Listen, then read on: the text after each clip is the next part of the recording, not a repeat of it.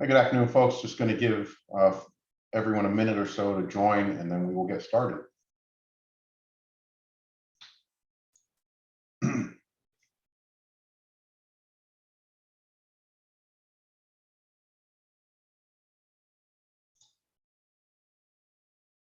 Okay, and as folks are joining, just the kind of the quick housekeeping here. I'm trying to keep things split on two monitors in case anything comes up. So if you see me looking up or my eyes look like they're going to a weird spot, I'm just checking that second monitor. Also, if you guys have any questions, as usual, please throw them in the Q&A section, not the chat. Primarily, we use the chat for if you're having difficulties with the software itself, and then try to leave some time at the end for any questions you might have, but feel free again to throw them in the Q&A section as you have them. And on that note, we've got quite a few people in, so we'll go ahead and get started.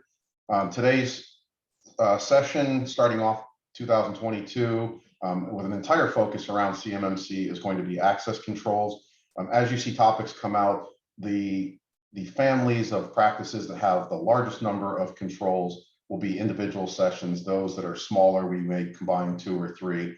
But the way I've done it is that we can go through all of them within a 12-month period. Quick intro, everybody should know me by now, but Dr. Jerry Craig, I serve as the Chief Information Security Officer for Ntiva. The agenda, we're going to go over some nomenclature and assumptions, some supplemental guidance, move into some of the important factors, the individual practices themselves, how things map, and then some of 800-53 revision 4 and 5 and why that's applicable.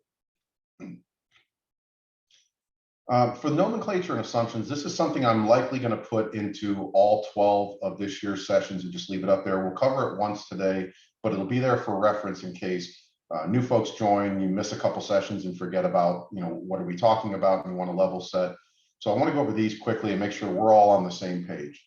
The first is that CMMC uses the term practices, whereas most frameworks use the term controls. So interchangeably, more times than not, I'm probably going to say the word controls because I'm honestly just used to saying that far more than I am the word practice. But at the end of the day, they are basically the same thing. So we are going to be looking at the collection of 110 controls or practices. Again, use whatever you want. I'm going to use both. And you may just hear both on the same slide. It can be that informal. The other thing here is that CMMC, as most people are aware, was on version 1.0 where it had a 5-level model. They're now on CMMC 2.0, came out roughly November timeframe, and it's a 3-level model. And all they did was get rid of levels 2 and 4. Those were somewhat ambiguous as to what their value was. Level 2 was mainly a stepping stone for someone that didn't want to jump straight from level 1 to level 3. And then level 4 was there as almost undefined, as if we know level 3 is the basis for having CUI and level 5 is the most sensitive, well, maybe there needs to be an in-between. DoD never really seemed to establish what that was or who it would be used for, what programs would get it. So they've eliminated it. Thus, the final result is level 1 is still level 1. Level 3 is now level 2, and they use the term advanced. And then level 5 is now level 3, and they also use the term expert. I probably will not use the terms advanced or expert. I'll just stick with level 1, 2, and 3. So from here on out, anytime that you hear me refer to a level, please understand we are using the CMMC 2.0 model. So there may be a little bit of confusion at the beginning where I'm going to keep saying level 2, and that really maps back to the old level 3. Certification and self-attestation and POAMs. These two come up a lot, so I did want to put these in the slide deck again, and simply to state here that DoD will decide who has to be certified and who can self-attest. It's not, from what I understand, unless anything changes, it is not based on a organization A will need this, organization B will need that. It is an RFP basis. When they put the RFP out, they will dictate what the requirement is. And then you as the organization, if you meet that criteria or you plan to meet that criteria by the award date, potentially shortly after award date, if they allow that as part of some upcoming changes, then you can go after the work. So as I speak to most of these things, and with all the clients that I help with the CMMC certification process, I stick to, let's look at if you need to be level 2 certified. If you get lucky and you can self-attest, fantastic. But if you're planning for certification, then even when you self-attest, you know you'll be in a good position. Versus if you cut some corners, you feel like you're going to self-attest, all of a sudden you have to be certified. You weren't planning from a budget perspective. Maybe you weren't as strict with some of the controls that you should have been. That could pose a problem to the organization from a contract perspective. And then also, and finally, POAMs. While DoD is allowing for POAMs, they have not put out any specific guidance on how many, what severity. So again, I take the same stance as I had with self-attestation. Shoot for no POAMs, shoot for the 110 score for your SIPR score. And then if you get lucky or an auditor comes in and says, well, we don't agree with what you have here, we're going to open, you got to open a POAM, but you still pass, congratulations. Anyone who relies on the POAMs could be setting themselves up for failure. So again, I'll leave these in each time, but we won't cover them each time. They'll just be there for visual reference. Supplemental guidance. So in each of these sessions, I'll go ahead and list out what 171 is listing as supplemental guidance for the specific families. But the reason I put this on here is, one, it's a quick reference, but two, you need to understand the breadth of what we're looking at. Today's session is going to be less about the actual control or practice and what it states, and more about the process, the mindset, the preparation, the expectations from an audit perspective that you should be prepared for. And is this something that you can do on your own? Do you need Ntiva's help? Do you need someone else's help? You need to make those decisions, obviously, and I think giving you this information will help paint a better picture of what you're up against. So they have two different types of resources that they call supplemental guidance. One is the general resource, and the other one is the control family specific resource. So as you can see, things like FIPS 199, 200, NIST 800-53, even ISO standard 27001, those are all general resources. They're going to be used throughout. You're going to reference them over and over, and it's really about how you're defining systems, what the controls mean. When they tell you that you have to meet a control, what's really the detail behind that control? What are the expectations? So these are going to be references, especially 800-53, that would be used literally all the time as you go through any portion of this process. When you move into the control family specific resources, now we're going to talk about those different components of each family. And in access control, there's going to be some cryptographic standards, there's going to be some NIST special publication standards, and I've listed all those out.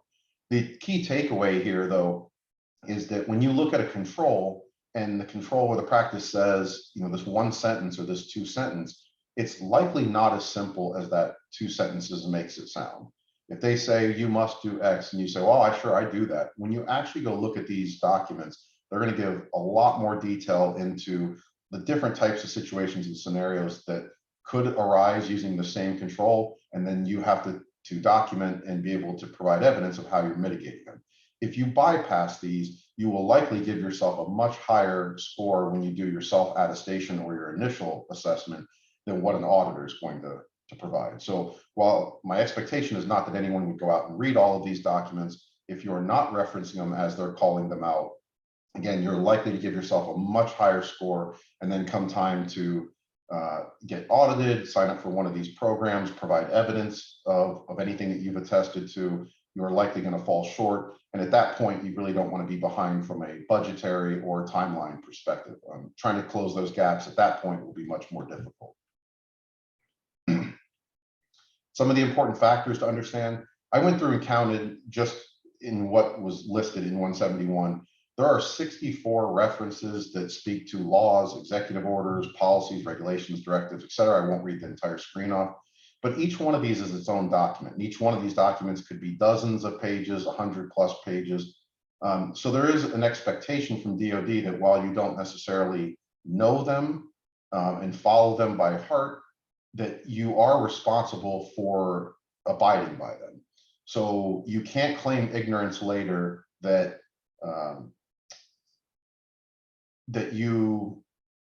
sorry, I get my question here. I want to stop to make sure. The question is asked whether or not you should be seeing slides. I believe I'm showing my slides. I haven't seen anyone else say that. So I do want to stop and ask that. If others cannot see my slides, please say something, but seeing as I haven't heard from anyone else.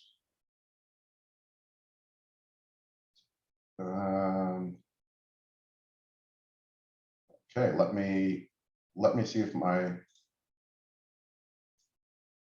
it says I am sharing my screen, but tell me if you guys can see it. Is this better?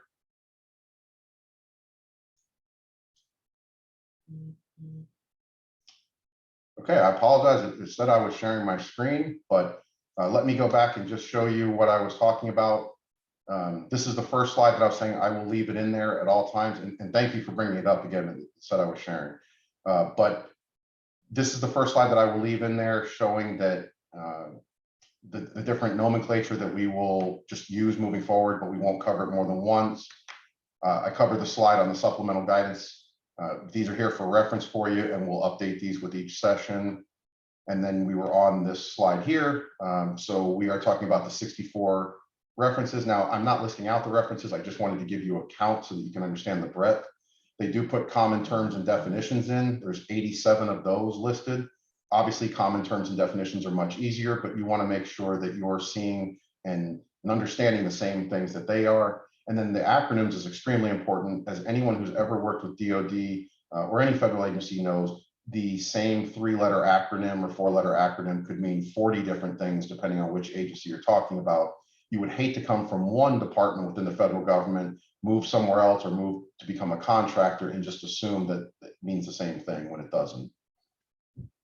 And then mapping tables and the audit process itself. We're going to cover mapping tables on a separate slide, but understanding how all this maps together and what is the auditor going to do and what's expected of you.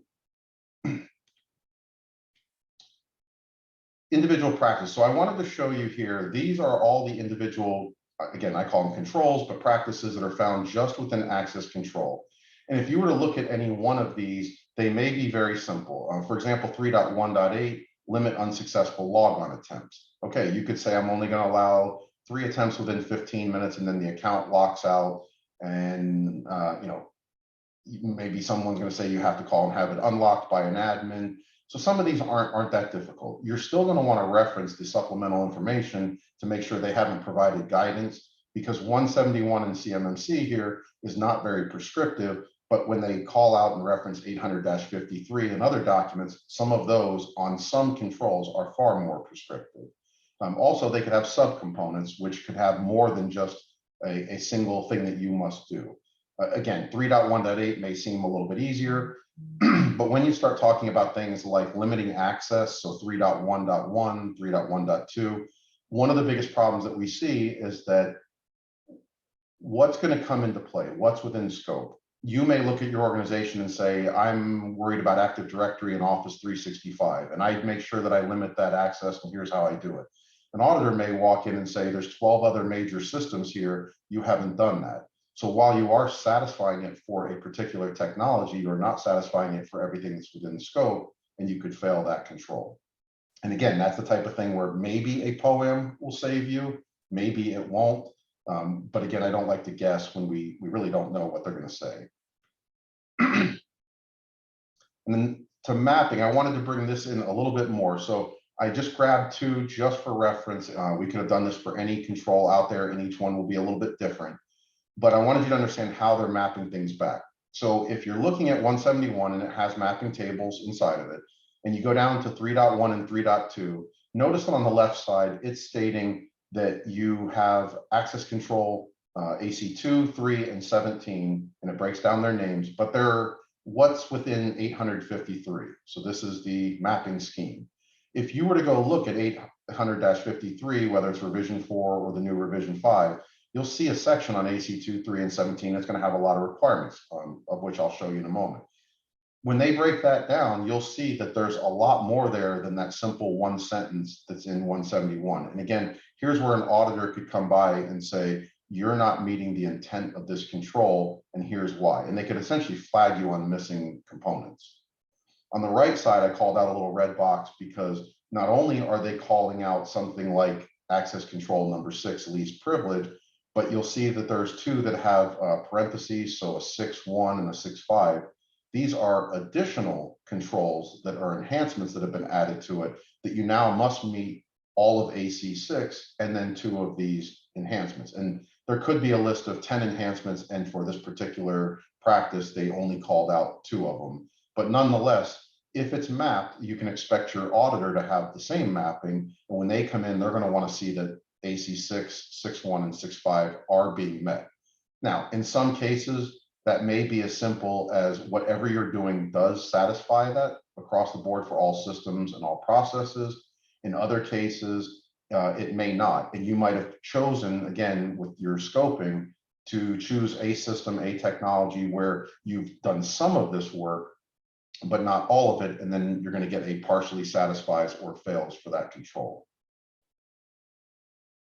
And let me, just because we were having technology problems, let me make sure no one else is having any problems here. Okay, so no problems. All right. And then I want to spend some time here on 800-53, R4, and R5, and then we can always bounce back and look at other slides if it makes sense to compare them. But this is the control detail. So when I told you have to meet AC2, AC3, AC6, you can see that I've broken this up into two sides so that it would fit larger on the screen, but this is all one scrolling column within the 800-53 regulation. And you can see that you have to meet A through K. Now, there will invariably be situations where for specific controls, this may not be one of them. You go in there and you say, well, this doesn't apply to me. For example, if you're in a cloud environment and you're talking about wireless access points, there may be some non-applicable components because where are you putting a wireless access point in a cloud environment?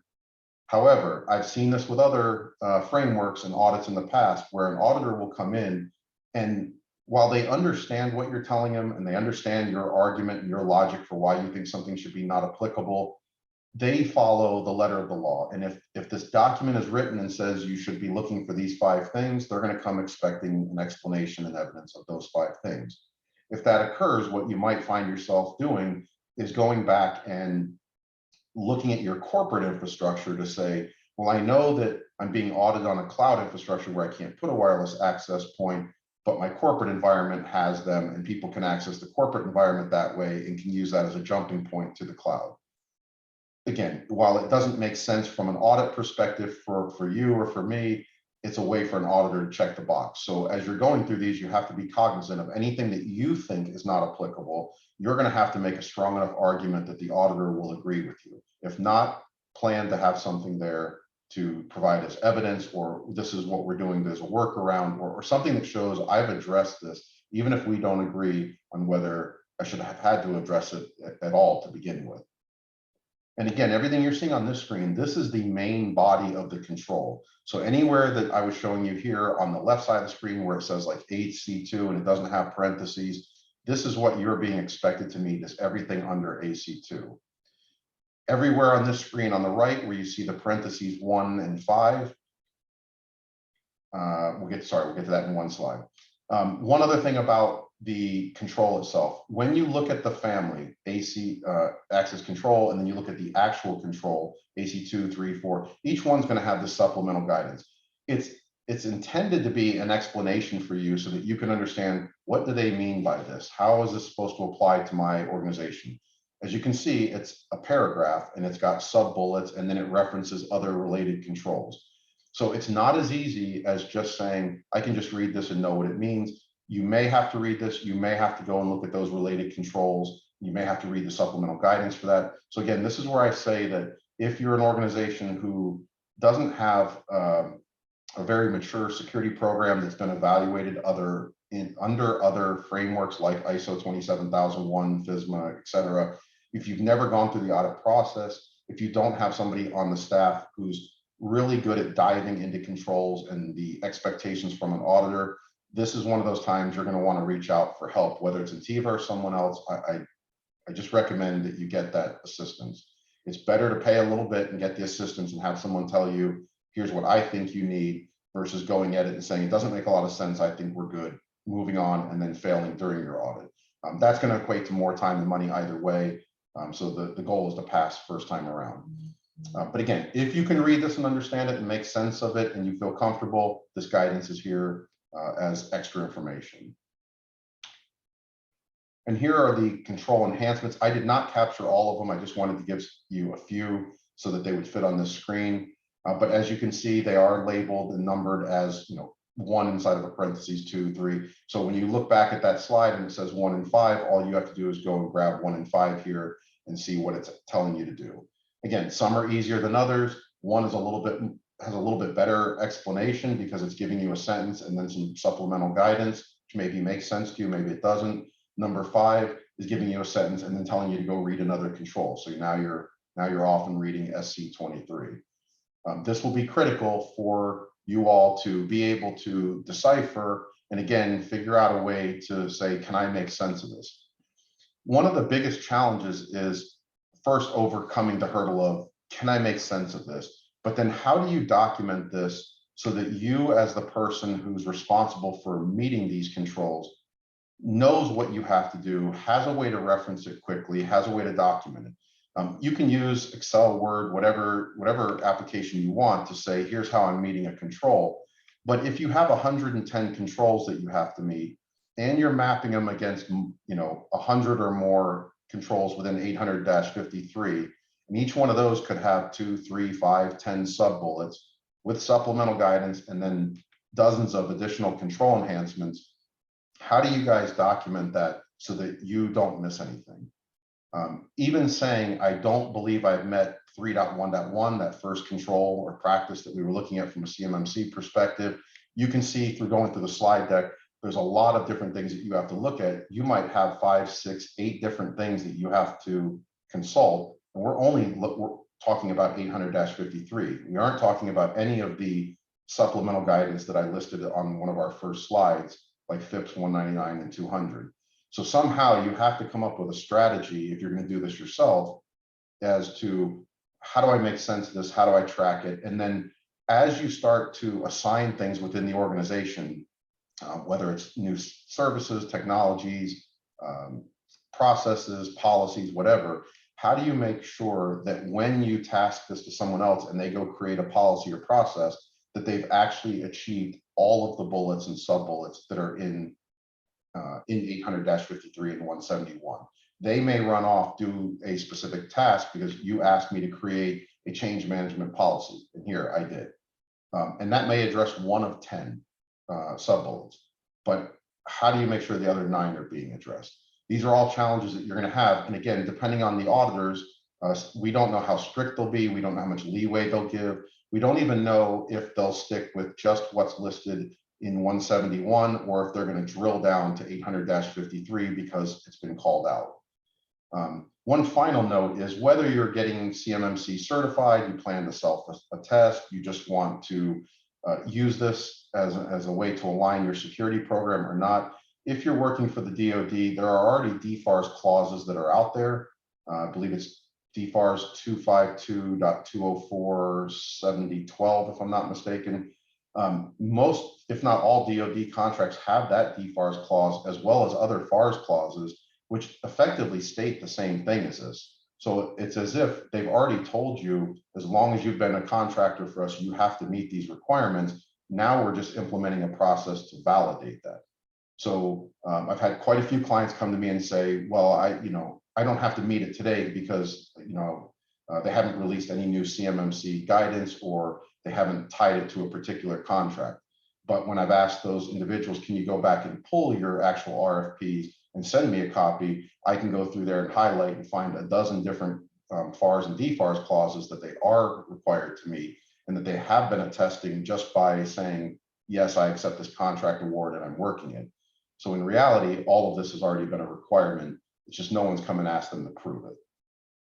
So again, just throwing that out there for you in case you're new to this and maybe you think that this may not apply to you or you're hoping it doesn't apply to you. I would highly recommend you go back and look and see because it likely already applies to you. And on that note, I will stop there. Let me look at your questions real quick.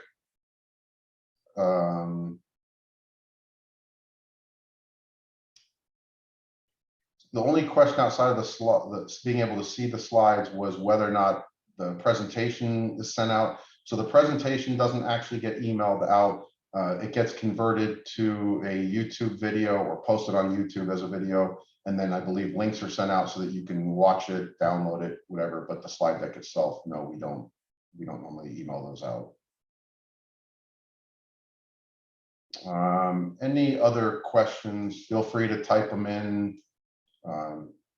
As we go through some of the follow-on sessions, we can dive a little bit deeper into some of the controls, especially a few maybe that are more difficult versus easier, and show kind of some of the differences. But I did want to make sure that we got the nomenclature and how to use the supplemental guidance and stuff out of the way first.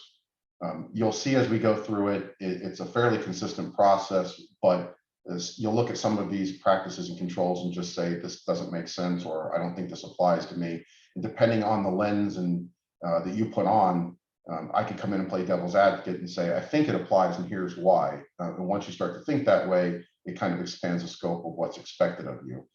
Some of you, and I know through working with you, are already doing that and you're off to a great start. Others maybe haven't gone through this process or any similar process like this, and this may be all new to you. And again, if it's overwhelming, by all means, reach out. Ntiva has services that we can support you.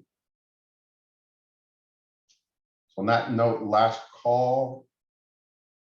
Any final questions before we adjourn? All right, then appreciate you all joining today. I hope you have a great afternoon, and we'll see you next month.